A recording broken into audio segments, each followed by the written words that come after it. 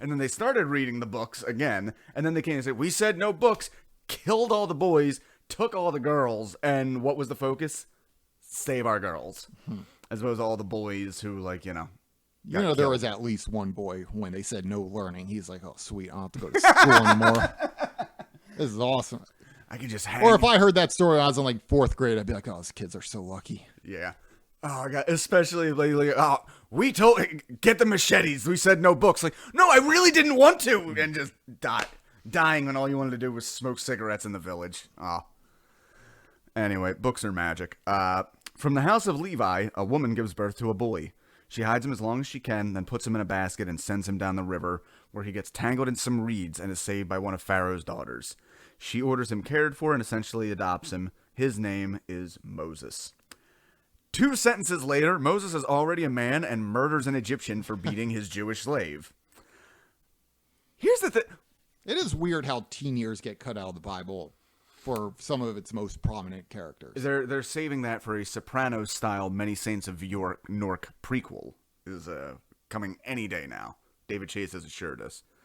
But yeah, really, all the teen years disappear. I don't know. Maybe just because teenagers don't do shit worth recording. Maybe Moses was being a shitty Jeff Roser smoking cigarettes when he was supposed to be telling him slaves to build that pyramid. Here's the thing, though. Why did they bother? He got adopted as like a 2-year-old boy stuck in the reeds. They never had to tell him he was Jewish. Like, oh, you know what? Let's get this kid. Obviously, he's supposed to be fucking dead because he knows he's Jewish, so they must have told him at some point. Surely he won't have any kind of, harsh feelings about us enslaving all of his people. This I'm just realizing now. How did Aaron come into the picture? Exactly. Yeah. Babies were. His origins aren't explained as far as I know. Yeah, it would be like they just met up in adulthood. Right. It would be. It's almost like oh, the neighborhood junkie dropped their baby off on your doorstep and like, well, I know it's hers, but I guess I'll adopt this orphan that has no one to care for it within 50 feet circumference of this house.